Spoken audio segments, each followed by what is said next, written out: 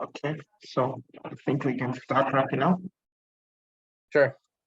Okay, so against the Nimzo. So this is the first thing that I would like to actually discuss with you, since we are planning to change Queen C2, yeah, from your regular repertoire. Hmm. Okay, so we do have F3, which is kind of handy considering that we are going for a lot of F3 situations. Hmm. And this also gives us the direct idea of playing E4. Now, obviously, black is not going to allow that. So black has two main replies in this situation. So it can be either C5 or D5. And we get completely new and different positions in this.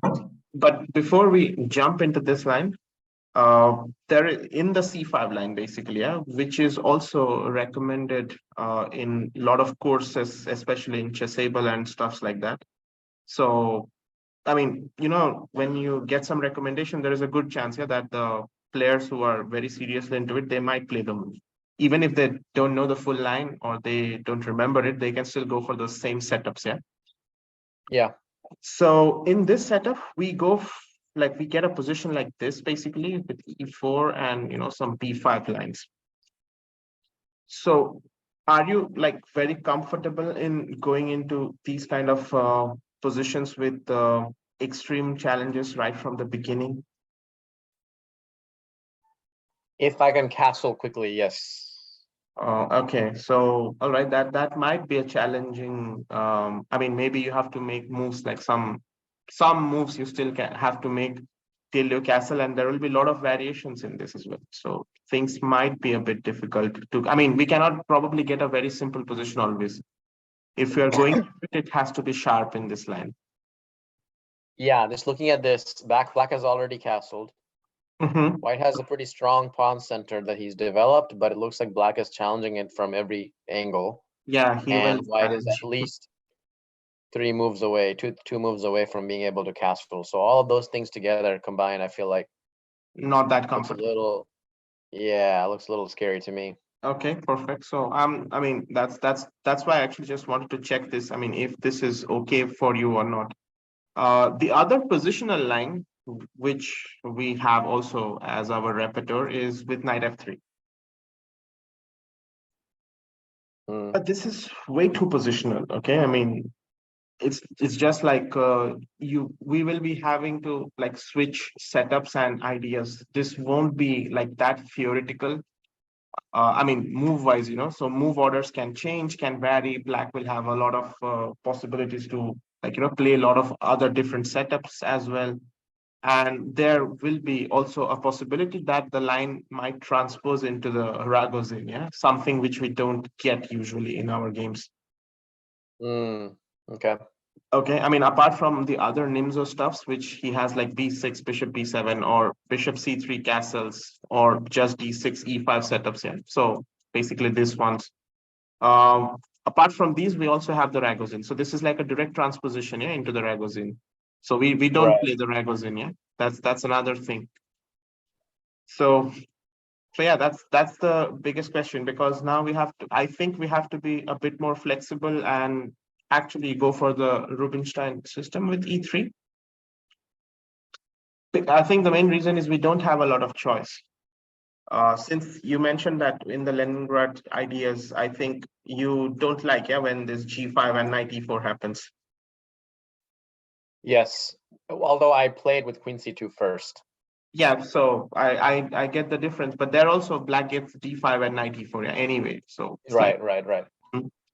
okay, so I mean, seeing all this thing, I think the only two options remaining are E3 and A3, basically the notch and this E3 system with Rubinstein variation. Uh, this is okay. There is nothing wrong with this variation. But this is like a sharp line, and sometimes it gets also very positional. Yeah, if black decides to just take and just castle here in this position and play this d6 e5 setups. Yeah, I think also just playing with a doubled pawn and the messed up pawn structure, can be a little bit tricky as well. I feel like I've had these kind of positions before out of the Nimzo, Mm-hmm. and I don't know, man. I feel like black has some pretty easy Standard play. strategic plan, yeah. Yeah, like it just Mm-hmm. seems like he has some targets right away to go after. Okay. And as white, like, yeah, I mean, yeah, I get that white got the bishop pair and he's got a strong center. The Mm-hmm. c3 pawn helps support the center, but I feel like black has a lot of ways to kind of break that down as well. Yes. So let's just say, let's just put this in the back burner and cover the other one first. And let me look at that. And then we can come back and see if this might be a better option. But I'm more curious to learn the e3 variation first. E3 variation, okay. So actually the thing is, for E3, I have never, encountered bishop takes C3 so often. So generally they don't go into this line. I think the reason is because white gets all these early developments. And when he tries to go for this system, I think we just go E4, yeah, here. Hmm. So I see. E4, rook E8, F3, knight D7, and we don't react right now. So basically we can just castle here. And you get the same type of play, yeah, in this one, like G4, knight G3 and stuff. Right. So Okay.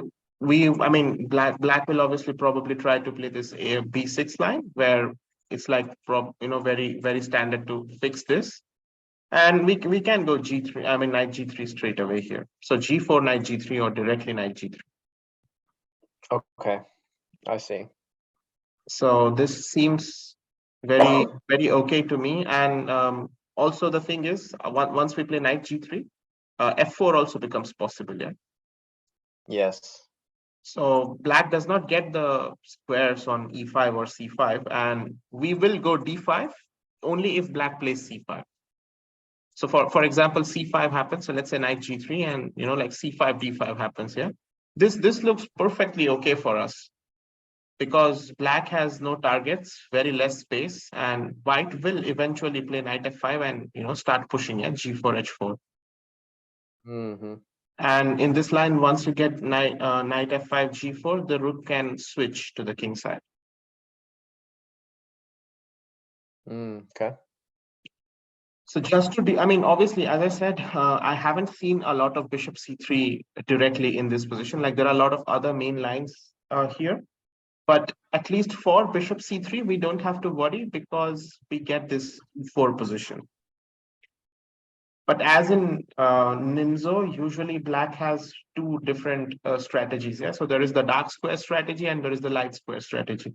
So dark square strategy is basically what we just saw. Yeah? I mean, black will put all his pawns on the dark squares. So you can see he's just putting everything here because he has a light square bishop. Yeah. So in this, I think white gets a very, very easy play. And if he decides to go for like this setup, so this makes very less sense in this situation because now white will not have the double pawns in general. Yeah. So we can go for bishop d3, let's say castle and knight f3. So something like knight d7, castles. And I don't know, at the right time, cd5 and c4. So Yeah, this is totally, yeah, I like this this setup. is perfect. Yeah, there is no problem in this one. No problem here. Yes. So we can stick to e3. And if bishop c3 is no problem, so let's say castles, or as we just saw in the latest game, yeah, that b6 can also be a possibility here. Yes. So in this line, I think we can actually proceed playing this system here. Now knight e2. I mean, it's actually one of the main lines in this one. I personally will say that I'm not a very big fan of committing the knight to e2 straight away. But maybe we can obviously check that line, and also we can check bishop d3 here. So usually for castle, bishop d3 is the main line. And now when black goes b6, we play knight e2, bishop b7, and we can castle here. So here you see that black is not able to get that whole knight e4 thing, yeah? Well, can you show me one more time the difference between this line and other line? So in here, black did not play commit to d6. Is that what you're saying? No, not about d6. So I'll just get back to the game that we just saw. So Yeah. So in this line, if you see that bishop b4, e3, b6, and white committed knight e2 here, yeah, instead of like bishop d3. Mm-hmm. So in this one, you can see that this knight e4 did happen, bishop b7, and once you play a3, there were like some simple trades, and black just came up with queen h4 here, yeah. Yeah. So basically preventing this whole f3. And as you saw, black instantly activates his bishop, puts it on a very nice diagonal, and you remember what happened in the game at g5, g4 came. Yes. So it was very difficult for white to get the f3, like basically to kick out the bishop. And also now it's very difficult to even develop the f1 bishop. Yeah, like normally, in a very closed position, I would not actually mind to play rook g1 and bishop d3, if the situation is that bad for me. But now I Right. cannot even do that. Yeah, h2 is hanging, and I can't even leave my h2 pawn. Yes. So, I mean, comparing this thing. So in this position, if we actually go bishop d3, so even let's say, let's say b6 here, bishop d3, bishop b7, and knight e2. So this is what I'm suggesting.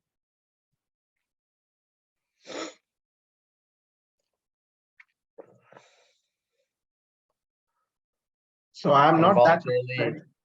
Yeah, going into the voluntarily. complications with bishop g2, right? Yeah, bishop. So no, I haven't seen a lot of people, like actually capture this in the practice because it looks a bit scary. Yeah. So let's just say a3, bishop c3. So this actually happened in one of my friends' game, from which this idea came. So what happens is white ignores this pawn and straight away goes queen c2, b3, bishop b2, long castle in this line. So a lot of attack on the king side. Yeah, black will have to castle on the king side. Why does black have to castle on the king side? How else to defend the g7 pawn?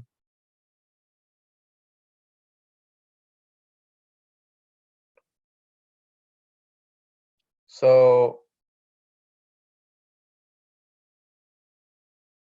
I don't know, let's just say he plays Something like g6, I think, will probably run into e4, e5.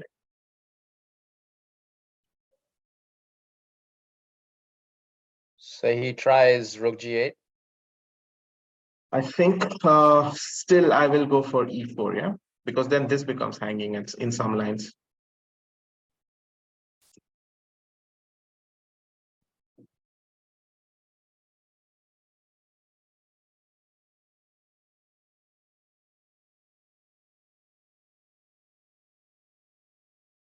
d6. Okay, now I have to already figure out, should I go for e5?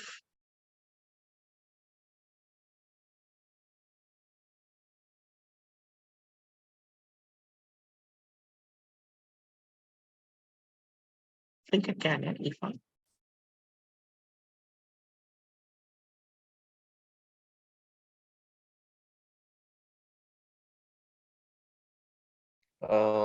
Yeah, so it's gonna be an issue there. Looks a H7. bit messy, yeah. Right, yes. Can you go back again to defend the g7 pawn all the way back to rook g8? Mm-hmm. And if he tries the g6? Okay, so I mean, not very. It looks very weird to go g6. But okay, I'll still go e4.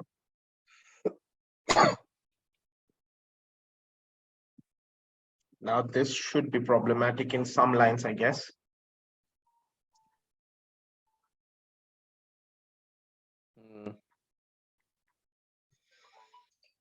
Yeah, d6, let's just say. I think d6 is kind of forced here. Okay, let me just go bishop h6.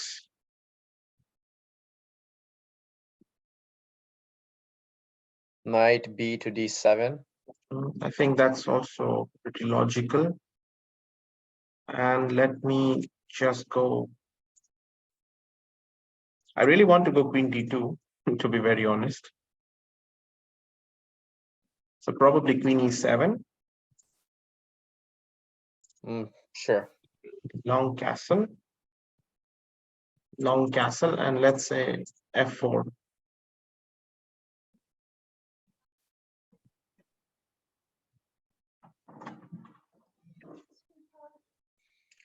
Okay.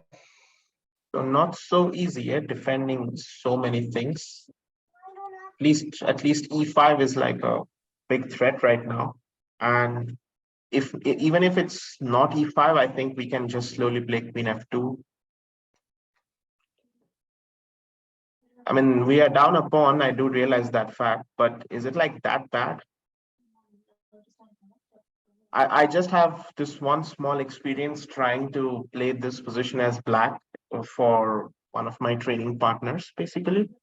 I mean, practically speaking, it was very frustrating to play as black. I mean, you realize that you are up a pawn, but that G pawn doesn't change anything in the characteristic of the positioning. So the main thing is to maintain the bishop on h6 and not let him play h5, right? Well, I mean, yeah, let him try and kick out the bishop, that's for sure. And I think the main idea for white is to still try and get e5 as quickly as possible, safely. Okay, I see. So white has like a lot of extra space. I mean, this is definitely one variation where we can just sacrifice the pawn on g2. Can you go back and play instead of taking the knight on c3, try bishop f8? So you mean here after a3? Yes. I think yes, you can play, but this seems already slightly weird, based on the fact that I'm getting e4. So go e4.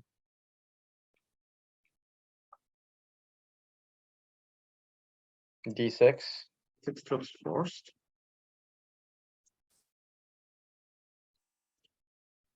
Okay, so I think I'll still follow the same idea, yeah. f4, I guess, or do I need to develop the bishop first? f4 looks pretty fine.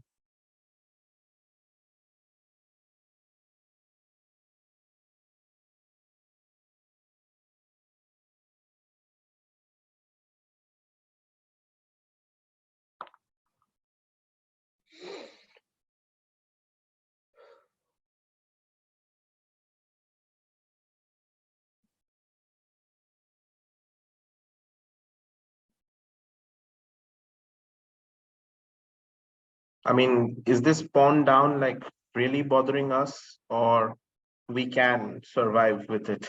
That's the Let's main just question. say I play g6. g6. I mean, as I said, I'll just continue playing as if nothing has happened. I see. Bishop g7. Okay, so here I just still want to just develop. I can try e5 as well, but okay, I'll just stick to so c2 or d2. I think d2 looks more logical in this position.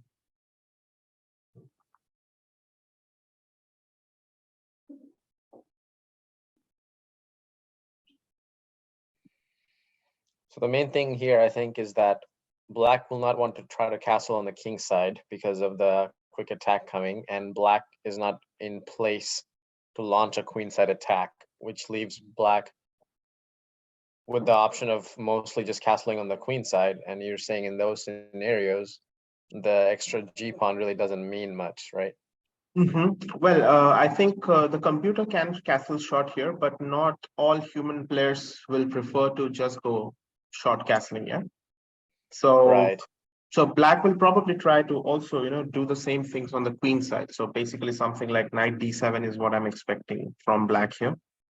To which Mm. I will first castle long and wait for black to play queen e7. Now, once this has happened, okay, I mean, my point is let me still wait with this king b1 and long castle. So now what worse can happen here? So here's the moment where I think I can go e5, like just play e5. And I just feel that the material deficit that we have here is okay. I mean, it's not that bad.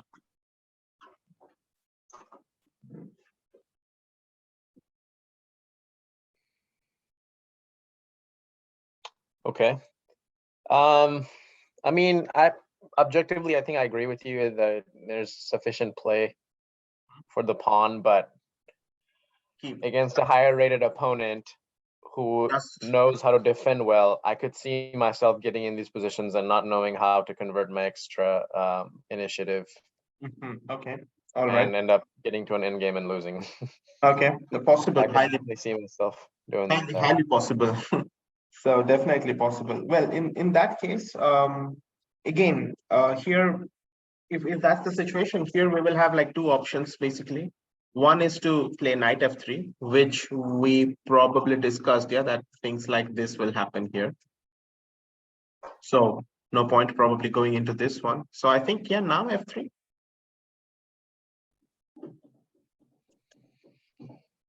Interesting.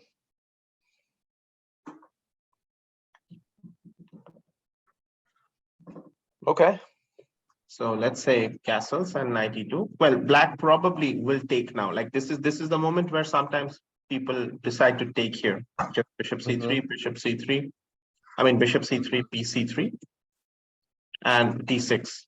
So here we are pretty much getting a very similar kind of position that we saw in the previous lines. So let's say knight e2 and castles and e4.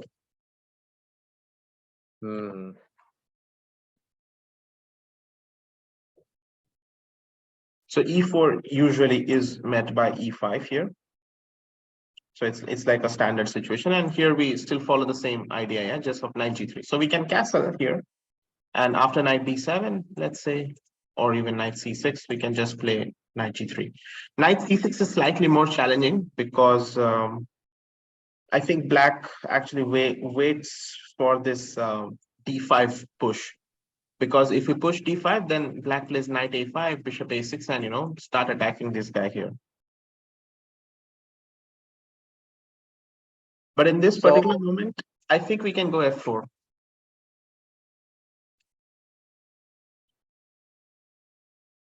Yeah, so I've actually faced this kind of position before, very similar to this, if not exactly. I believe maybe the difference was I had knight on f3 or something like that.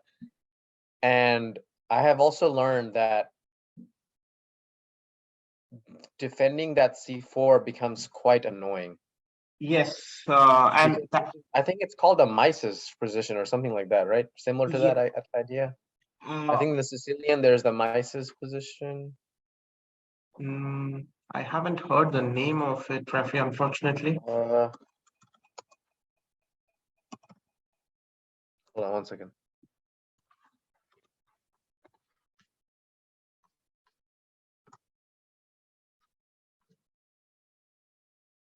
What is that name of that called? Mises position? Anyway, there's a very similar idea to this in another opening. It's called a Mises position, I think. But anyway, main point here is that, yeah, like black gets a lot of play attacking that c4. Becomes very difficult to defend that thing. That's my only concern so far with this.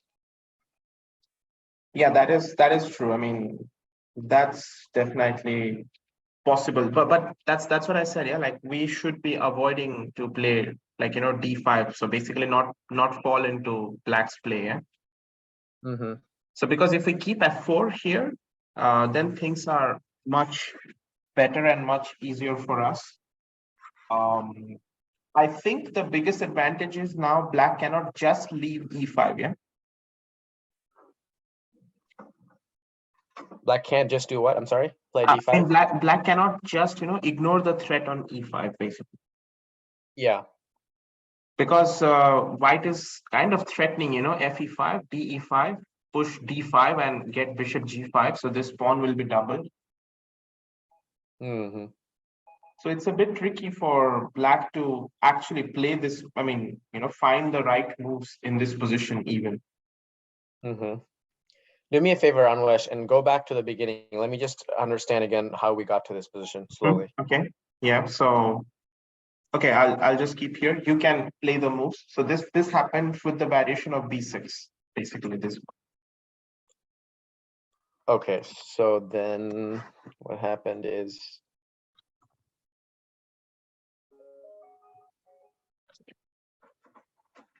wait, sorry, then we played b6.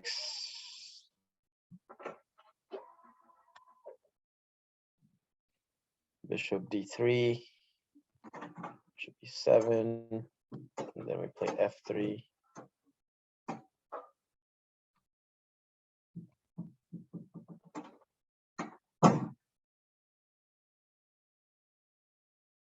So can he try, instead of castling, just c5? In this position, yes, he can try c5, but c5 gives us like some positions which is very easy to play with knight e2. This is a Okay. completely different line here.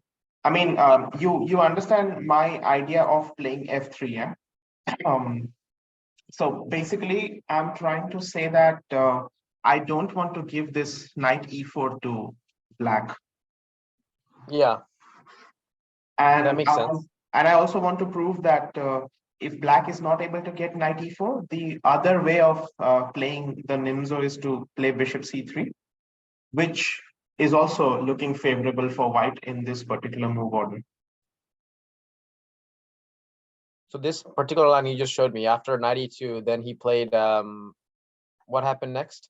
No, we did not check this line. So we checked this line when black goes bishop c3, because this is the moment, this is the only moment available for black to double up the pawns. Yeah. Else, Oh, okay. once the knight goes here, there is no point. I mean, Right. now the knight can come, the bishop, I mean, queen c2, bishop d2. I can practically play anything and prevent the capture on c3. Right. Okay, so that's the reason why black will capture here. And yeah, this is the line I'm talking about. So where d6 can happen, d6 knight e2.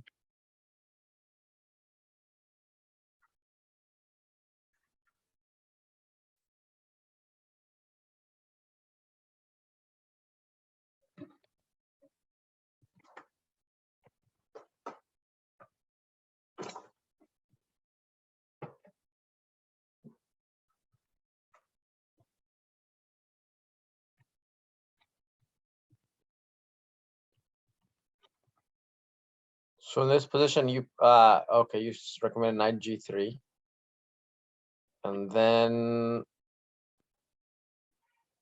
what did black play after that? Well, my idea is to just go f4 next. And I think I'm going to do it irrespective of what happens. Like I am going to play f4 next move, no matter what happens.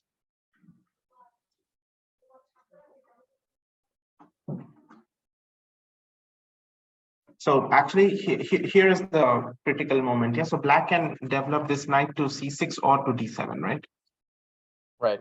So in this situation, if I feel like, I mean, what exactly is the problem sometimes? Yeah, when knight c6 comes, to get knight g3, many people play d5 here, and then comes knight a5.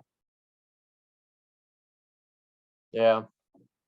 So in this situation, you can see that he is instantly trying to go bishop a6, right? Yes, this is a very annoying type of attack that black has. Yes. So Actually, black even tries to trade off the queens, I believe, with queen e8 and then queen a4 type of stuff to make the defense of c4 annoying. yeah, I could have sworn there's another opening with this exact same idea. I can't remember what it is. Yeah, of course. But I'm just trying to explain you this line. So what happens is now you have to defend this guy, yeah? So Yeah. if you actually try to defend it with queen a4, then black uses this queen e8 technique here. Yes. And the other way of defending is knight g3, bishop a6, and queen e2, where this square is available. Yeah. So now black still can play queen e8. Yes. Right. Okay. I mean, black also has a very clear positional idea of putting the knight on c5, and I don't think white will have any advantage after that. But also Right. there is queen e8 and queen a4 idea. So, again, we are going into some, as you said, yeah, against a higher rated player. We know we are down a pawn. And if we don't play with the initiative like the whole game, he will defend it, right? Yes. So that's why we don't go d5, and instead, like, we can go f4 here. So straight away. Got it. Okay. So basically, I'm suggesting not to commit d5 and then try to attack on the king side, because now he cannot attack on c4. Like he does not have this freedom to come knight a5. Yeah? This is hanging. Okay, because I mean, hypothetically speaking, let's just say that now I can I actually take and play d5? That's my whole idea. I mean, I do have knight g3, simple. But I'm just thinking I can take. So take. Let's just say this, and for example, I play bishop g5. Don't you think this is like very ideal for white here?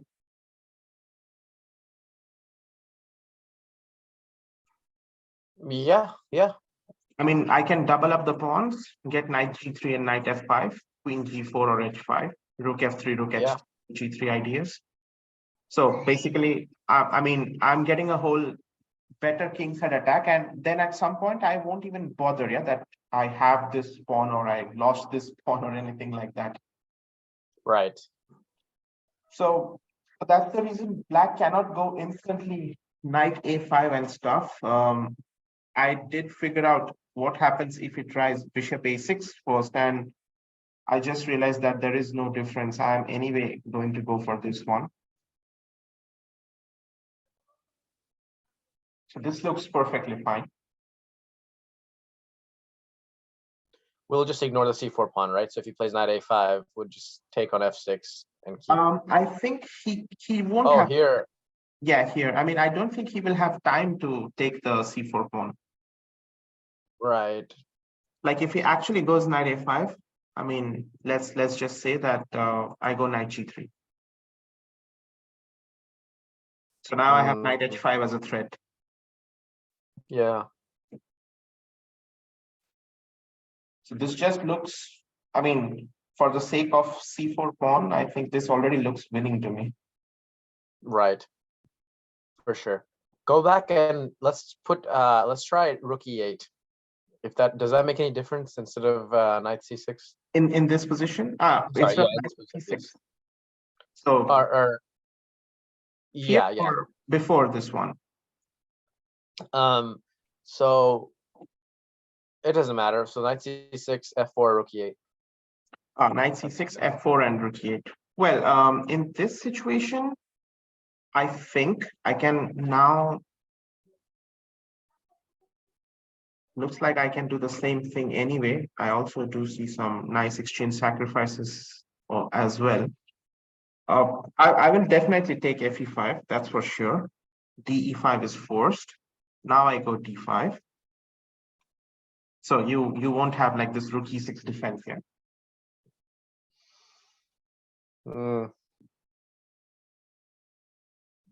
So now knight a5 is the standard response. Knight e7 is the other one. So here I don't think this made any difference to the position. Okay. And I'm still gonna play the same idea. Okay, I see. And if you go knight e7, which looks, I think in this position, much more logical for black. Here, well, I mean, this is probably considering my style, but I do have a feeling that rook f3 should work. If not, you can obviously play knight g3. There is no problem there. But I just have a feeling that this should work here. Because this is a very standard sacrifice in such pawn structures, for permanently weakening the structure here, and just play knight g3.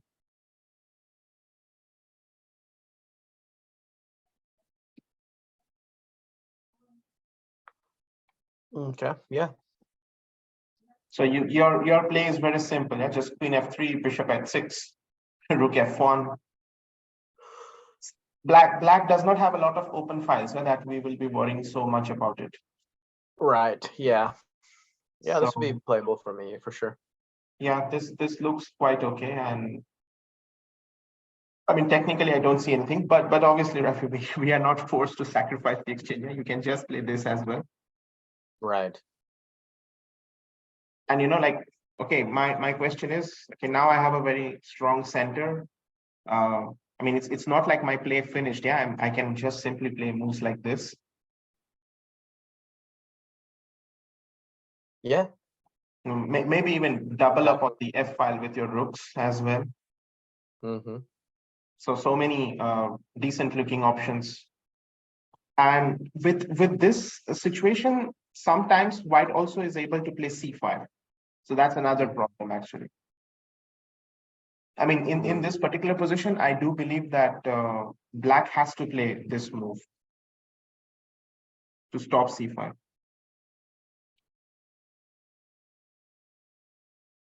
So what is the idea of the c5 again, exactly? Well, you want to destroy black's pawn structure to get rid of your own double pawns and your weaknesses. So I'm gonna try and actually explain you this small thing. So let's just say that, I mean, here c5 is, I mean, I just remember this tactics. It's not a very great move because I'm pretty sure some sacrifice happens on this point, and you don't have like enough to defend your g2 pawn. Yeah. Mm. So but okay, hypothetically speaking, so c5, I'm gonna mark it as a mistake, and most likely it's because of knight d5 here. So just I think, let's say knight d5, ed5, and something like queen d5. Yeah, it's going to be a bit difficult for us to defend all these things here. Rook f2, I think, is the only move to which rook d8 can come, and we haven't developed this guy. Yeah, so queen is also hanging. Mm-hmm. So this is obviously a mistake, but I just want to show you the idea of c5. So let's just say that for c5, if this tactics would not have, occurred and this happens, so here we can just play knight g3 again. Okay. So basically the black pawn structure is completely destroyed. And now if this idea doesn't work, this idea will work. So now imagine getting the c5 pawn back for free, and black has no breaks, nothing basically here. Yep. So c6 can just be met with bishop to some place, I guess. I mean, let's just say c6 happens, and well, I can even play c4 here, but bishop g5 looks very, very challenging for black now to deal with. Yeah. So you can see, yeah, there are obvious problems for black to solve right now. Now knight And d7 if black is, just takes on d5, he takes d5. then I think it's going to be a lost position for sure. So I'll take. So he takes back, yeah. Yeah. Okay, I'll play. This looks very good. This looks very good. Okay, knight h5 seems pretty much obvious to me. Should I go here? Yeah, I should go here.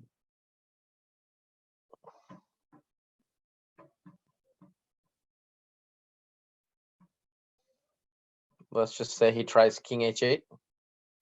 Gonna take.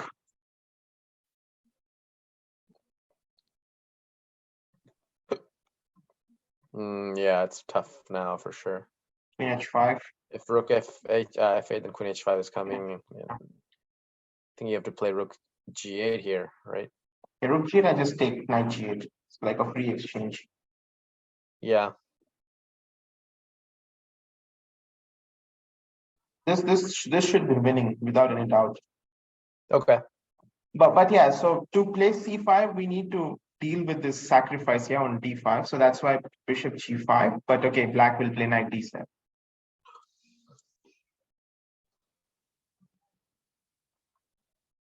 But c5 is like one of the ideas here. So So maybe this line is good for white. Yeah, Yeah, so we this can looks go decent. Yeah. yeah, knight g3 or bishop g5. I mean, both these ideas are pretty much normal and happening in this position. So Yeah. so at least black is not able to, get his like fixed pawn structure. Yeah. So the whole point is to go f4, as early as possible. If we get this, then things are looking good for us against this dark square. I mean, when black places on all his pawns in the dark square. Okay, I see. So yeah, I mean, this is definitely a good way to play.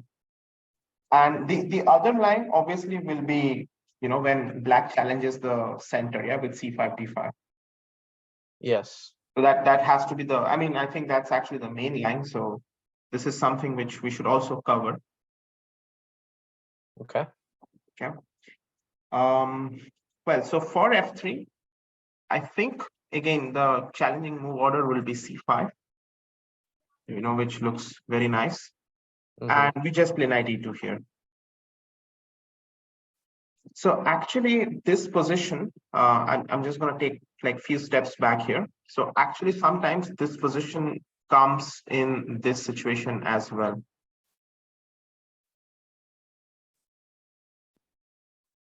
So this is also a line, okay, where white is, I mean, white has like, okay, decent play and okay, the game goes on basically. I cannot say that white is winning or losing, but okay, it's a different opening. So I'm just trying, sorry. I was just saying, agreeing with you. I just said, okay. Okay. So in this situation, I mean, I'm trying to compare the same line with this situation here, that if I don't go for the compensation line, and let's say, black castles here, and I play knight e2 and c5 happen, and I just castle. So the inclusion of this move, yeah, f3, is it like very bad for white, or I still get a decent position? That's what I'm trying to figure out.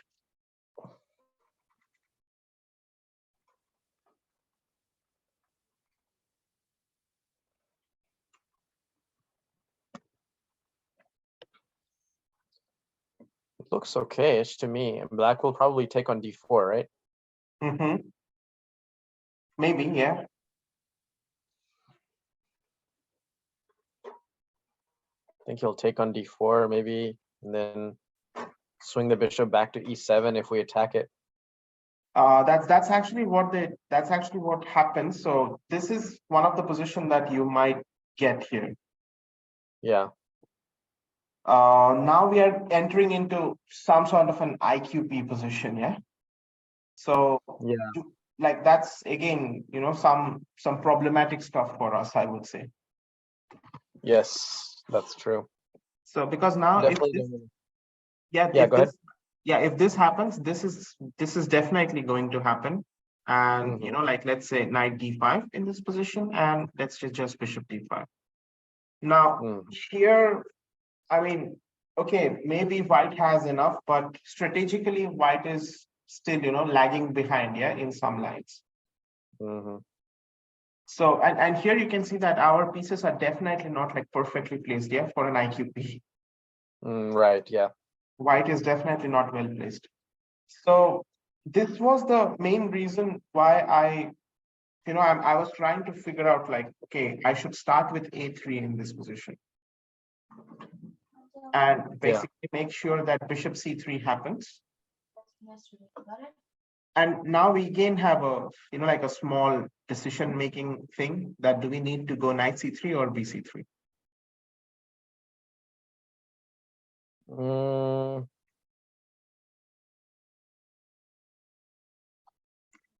Probably the knight, I'm thinking. Okay, so knight c3 means we might end up having the same IQP issues. So if we take this, then he will take and play d5. Oh, wow. Yeah. So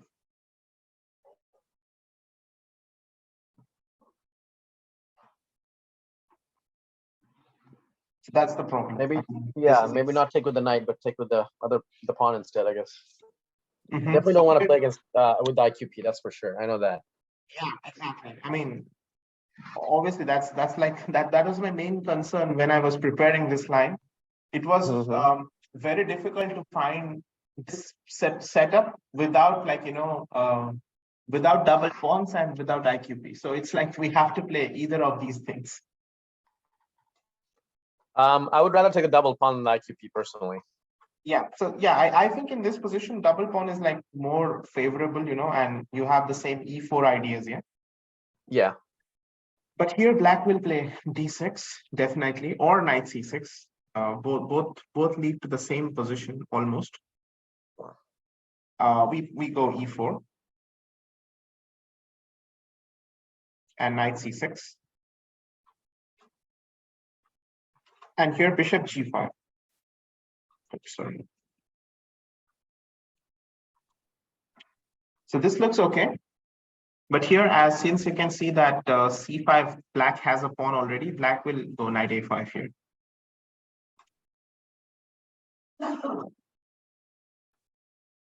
And to this, we must be very alert and go f4. So this looks okay again to me.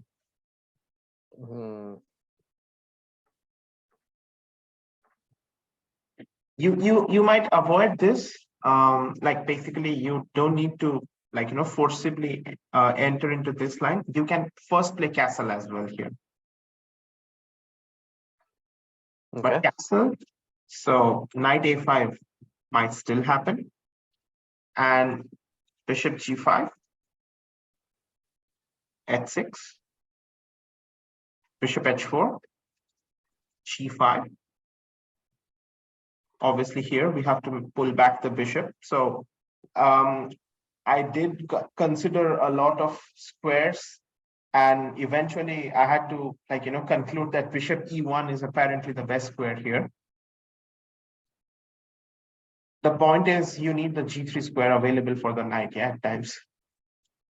Okay, got it. That's why bishop e1 looks very okay in this position. But my main concern was what to do after bishop a6.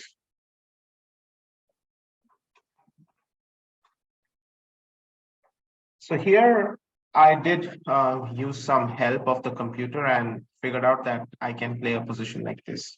This was the whole point of bishop e1, that you are able to play f4.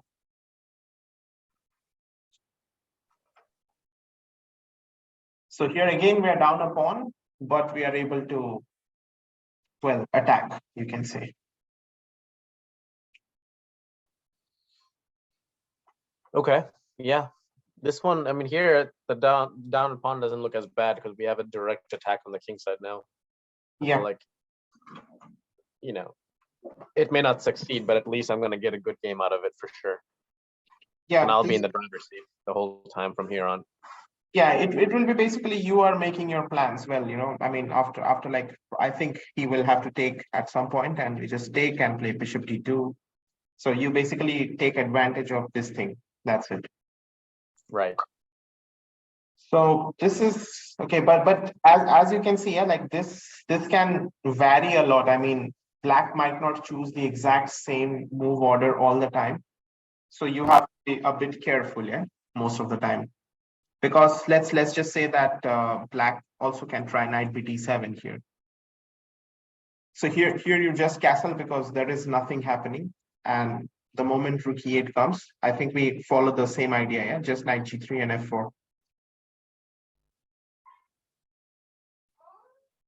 f4. Okay. Which looks perfect as well. So why not? Yeah, this is okay. Yeah, I think so. Yep. So we can stick to this line against the early c5. So I mean, make sure that we play a3 to force this one. Right. I gotta remember that timing. Yeah, you have to remember this timing of a3 here. Yeah. And I mean, but yeah, again, like this is you can say that not enough, we also have to know what happens if black takes this one. Because this gives to a completely different position. Yeah. Now if you take, he might take and play d5, which leaves you with hanging pawns as well. Or he might also go back, yeah, which with a completely different setup, like completely new idea. So here I could take on a b4 instead, though, right? Yes. So we take on b4 actually, which seems to be the most challenging. So dc3, it's kind of forced. And here, I mean, recommendation is knight c3. So it seems that this looks okay for us. So we will at least enjoy having this double bishop, I mean, this double pawn. So let's say something like d5 happens, yeah. So we take on Yeah. knight d5, and okay, knight d5, bishop d5. So this kind of position, I think, is pretty okay for white if we just castle. We have double bishop, open file.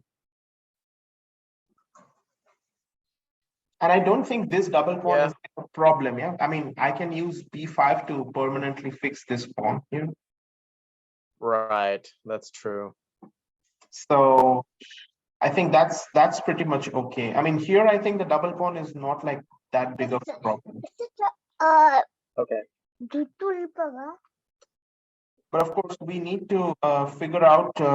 I mean, we need to like know a lot of double bishop advantage positions. Yeah, in this, I don't think like any theoretical material from this position will help us. It's more about like the realization that double bishops will give us some advantage here. Right. Yeah, that makes sense. Yeah. So I think this is okay. So I think we can go for this one. Now, I'm not saying d5 is like black's only choice here.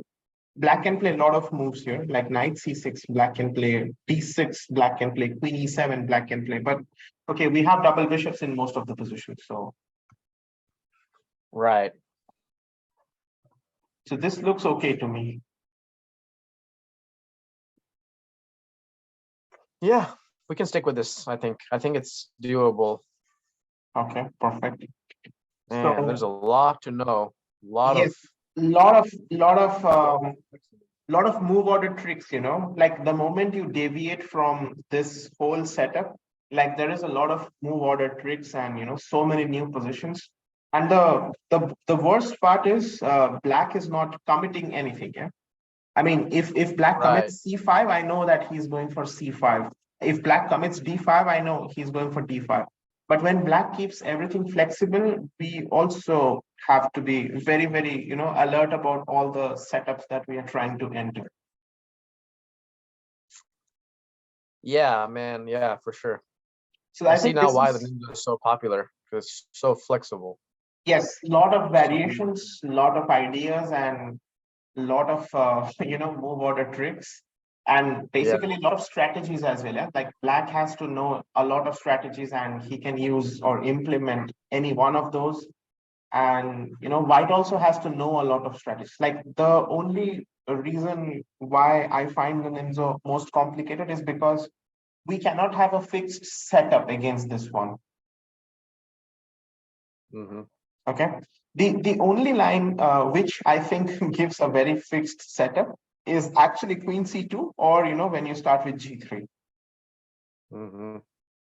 Because basically against that, I don't think black has like something. I mean, he obviously has like a lot of lines, but this seems like to be the most easily playable variation in this line. But queen c2, since we wanted to change, I'm not suggesting. The other way is to go for the fianchetto line here. So can we look at this one just to see what that looks like? Sure, we can. So basically in this line, things are slightly different. Black usually, I mean, I have played sometimes in some blitz and all. Black usually instantly takes it here. Okay. So they just take, play this, bishop g2 and d6. So this is probably black's most solid reply against this system. The point is, I mean, I do understand black here. So black wants to say that e4, I can just play e5.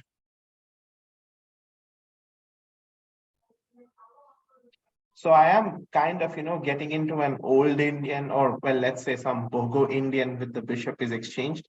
And this pawn structure is very, very obviously, solid for black because I don't have this one, yeah? Yeah. So if I don't have this one, It just not that great.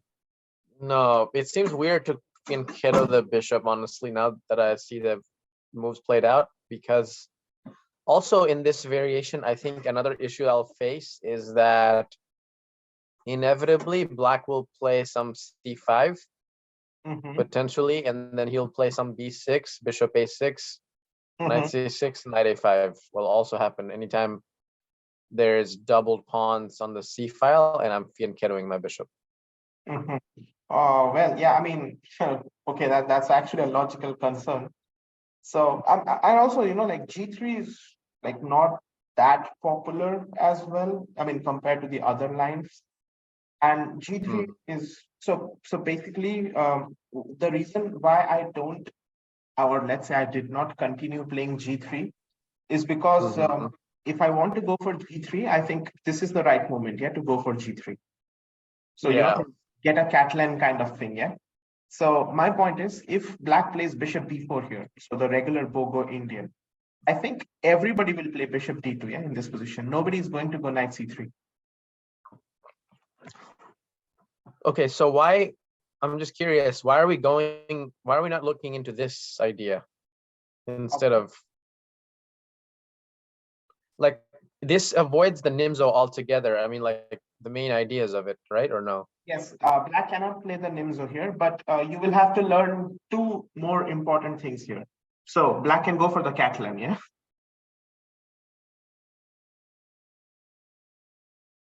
So now your exchange variation won't come, Right, because I've committed to G3. Yeah, you have committed. So you have to play knight f3 here. So basically the Catalan. That's for sure. Do you feel like this is a lesser evil than going into the Nimzo with all those theoretic stuff we just looked at? Yes, much easier. I mean, for me as a player, switching to the Catalan was much easier than going into the Nimzo. That's for sure. But I should so you're showing me all those things just to see if I wanted to play any of those. Like, this is what you were going to recommend me? No, Rafi, no, definitely not. I'm just laying out the options today, basically. Oh, okay, I got you. Like if we are going into the Nimzo, like if we decide to go into the Nimzo, then that's the line. The E3 line is what we are, because we have to dive very deep into E3. Yeah, like it's like a lot of move order tricks and a lot of comparisons to make. Yeah, about the positions we will get. And as I said, like Nimzo has no fixed move order. Basically, it's more about the type of positions you get. Right. So this is one thing. Let's. And I'm just saying that if we want to go for the Catalan, we will reduce the Nimzo-Indian, that's for sure. But we do have to enter the Catalan completely. And also not to forget that black can go c5. Yeah? So now we get into a Benoni with g3. So that's another system, basically. Yeah, that's true. So there is no way to avoid both the things. I mean, there is no way to avoid two vast systems, Okay, what if I play more flexibly here? Let's just say I play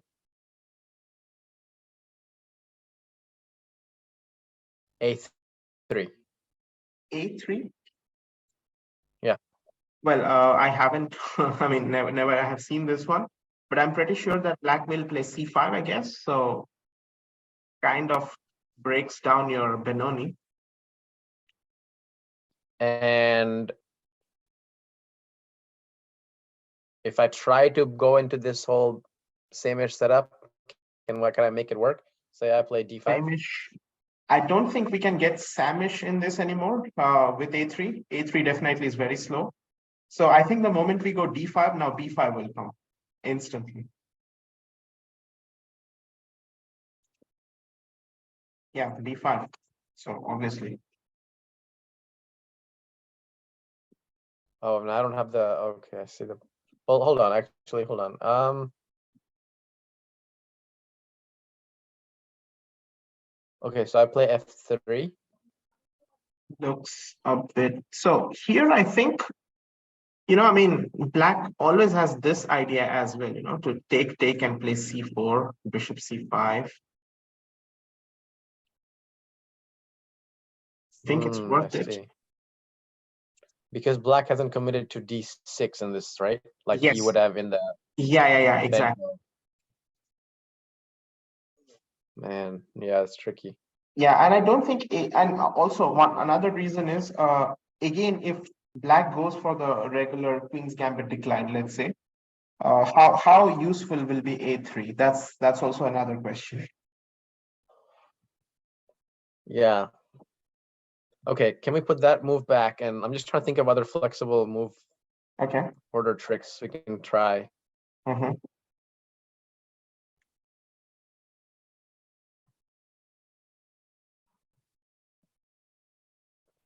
What if I play bishop g5? Well, that black will play bishop b4 anyway. Oh, right. Yeah, that's the. So we transpose into a Leningrad. Actually, the only flexible move in this position is to play f3. Right now, right? Yeah, I mean, for us at least, to keep all our options open. Okay, can we look at that for a second? Let's see what that looks like. F3? Yeah. Oh, yeah, it's definitely highly interesting, but you will be getting a lot of original positions in this one. Most likely, d5 will be played in this position. So this Seems happens like a lot. Yeah. Can you go back one move? So no, sorry, after f3, yeah. Mm-hmm. So seems like black is scoring pretty well, right? Like look at d5, for example. White doesn't even win. There's only 4 games, but still. I think d5. So this actually will transpose into a Nimzo. So this transposes into a Nimzo, yeah, the f3 variation. Oh, but here, yeah, there is no c5. Yeah, I mean, the only reason we did not play f3 because of c5. So let me just go back and show you.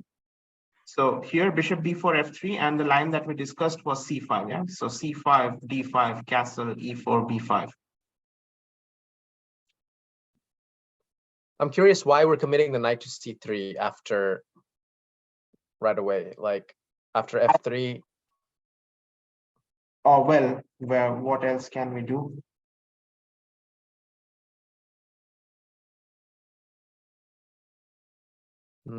I would not recommend us to play e3 or something, because then black will forget about everything and just go for a Darash kind of looking position, yeah, with c5 and all.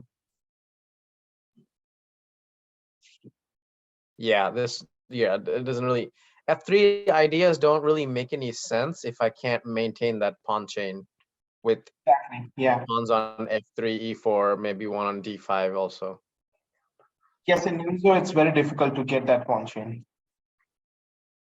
Gotcha. Yeah, let's just avoid this kind of stuff, I think. So I think the whole, I mean, like there are third move alternatives, but the main alternatives to avoid the Nimzo will let you face either a Queen's Indian, which is again a separate theory, or it will force you to face the Catalan. Yeah. So I mean, you will be going into the Catalan systems with G3. So as I already told, G3 means we have to know what to do against D5. So that, because that's a proper Catalan, we have already committed G3. Yeah? We cannot do anything else. And also if black goes for the C5 move order. So basically we get a Benoni straight away once again here. Right. So this is the Benoni G3 systems, which is completely different from F3, like highly different from F3.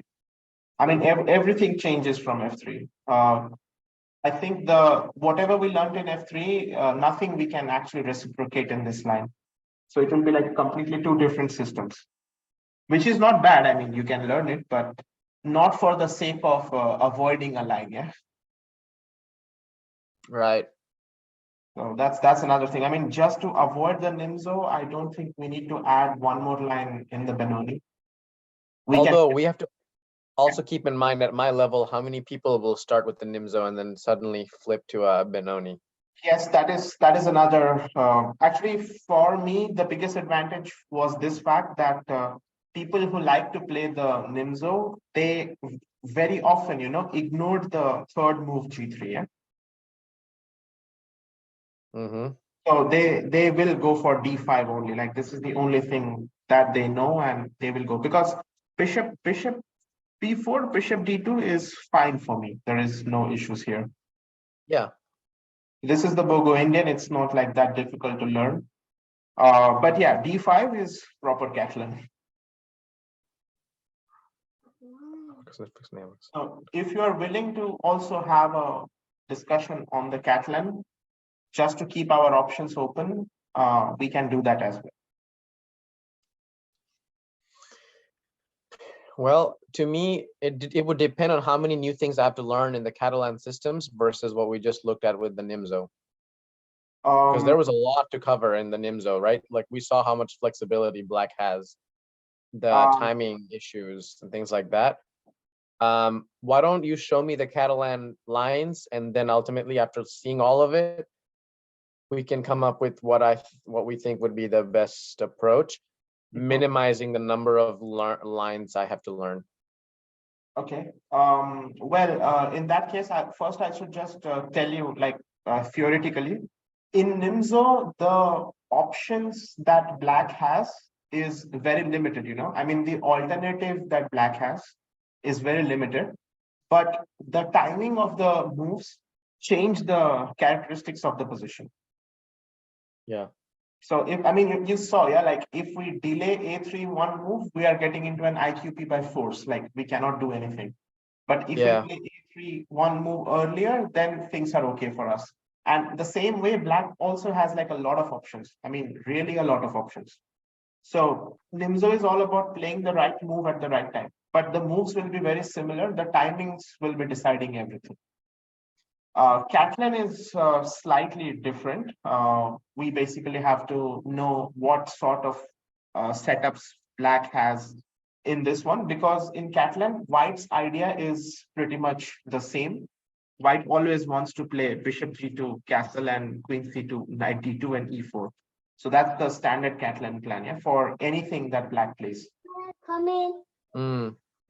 So basically, Catalan is more, I would say, easier to learn, and there are not a lot of tricks that we need to understand from Black's point of view. Maybe we have to learn the lines a bit more, deeper than compared to Nimzo, but in Catalan, it's a much easier version, you can say. Let's learn it. I used to actually play Catalan back in the day. Not that I knew any theory or ideas. I just played it just to play it for some time. And I mean, anyway, based on what you've said so far, I would feel more comfortable with the Catalan. With the Catalan, okay. Than the learning, remembering all those. Like, I definitely don't want to play positions where delaying a move just for one move can change the entire evaluation from okay to me being significantly worse or something like that. Does that make sense? Like, yes, I don't want to have to memorize stuff like that. I want to be able to understand the ideas and be able to play natural moves and still get a suitable position all the way up until castling and getting all my pieces out and that kind of stuff. Okay. And we can talk about positional stuff. But yeah, in this matter, Catalan is much more safer and reliable, I mean, there are a few sharp lines which Black can play, but you can always learn some specific theory against a sharp line. Yeah, it's not like that difficult. But there won't be any sudden or drastic change in the characteristics of the position. So, for example, if you are playing positional with the idea of E4, even if black comes up with something extremely extravagant, your idea will still remain the same. And most importantly, the pawn structure also remains the same. Okay. So I it's see. not like you have a completely new thing or a, let's say, a completely new resulting middle game position. Yeah, that's probably the main thing. So we can have a look at the Catalan, yeah, just in case. Okay. Sure. Okay. So Rafi, I'd like to yeah. Yeah, go ahead. I was gonna ask you. Sorry, please tell, please. I was gonna say, can we take like a 2-minute break so I can grab something to drink real fast? Yes, I was just telling you the same thing. Can I wanted to ask like a 5 minutes break. I'll just cut the call, start another recording for the Catalan. Yeah, maybe that's much better. Yeah, that would make more sense. Yeah, we'll do that. Perfect. Okay, I'll be right back. Yeah.